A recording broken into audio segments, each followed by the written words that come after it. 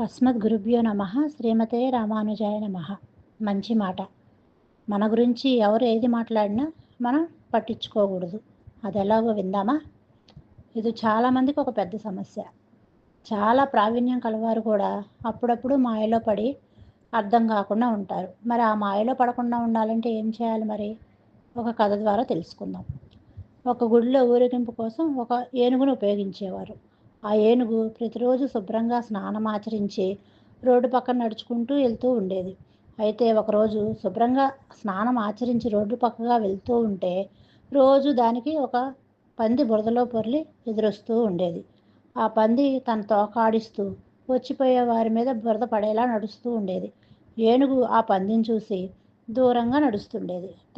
తను చూసి పక్కకు వెళ్ళడం గమనించిన పంది మరో పందితో ఇలా అంటుందంట, చూసావా, ఆ ఏనుగు నన్ను చూసి భయపడి పక్కకు తప్పుకుంటోంది. నేను చిన్నదాన్నైనా ఎంత భయపడుతుంది అని గర్వంగా చెప్పుకునేదంట. ఆ మాటలు విన్న మరో ఏనుగు ఈ ఏనుగుకి ఇలా జరిగింది చెప్పింది. నువ్వు నిజంగా పందిని చూసి భయపడ్డావా అని అడుగుతుంది ఆ ఏనుగుని. అప్పుడు గుడికి వెళ్తున్న ఏనుగు ఇలా సమాధానం చెప్పింది. నా కాలితో తొక్కితే ఆ పంది నుజ్జు అవుతుంది. దానికి నేను భయపడటమా?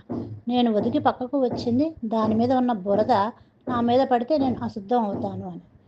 నేను ఎంతో భక్తి శ్రద్ధలతో నా స్వామి సేవకు వెళ్తున్నాను. నా సేవ, నా కార్యము ముఖ్యము, అంతేగాని దాని గురించి నాకెందుకు అని అంటుంది ఆ ఏనుగు. అలానే మన మంచి, మన ధర్మం ఏంటో మనకు తెలిస్తే చాలు. మన పని భగవంతుడికి నచ్చితే చాలు.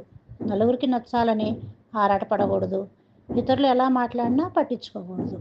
ఇది ఎప్పుడు సాధ్యమవుతుంది? ఎలా సాధ్యమవుతుంది? కేవలము భగవంతునిపై అచంచలమైన విశ్వాసం కలిగి ఉన్నప్పుడు మాత్రమే ఇది సాధ్యమవుతుంది. జై శ్రీమన్నారాయణ.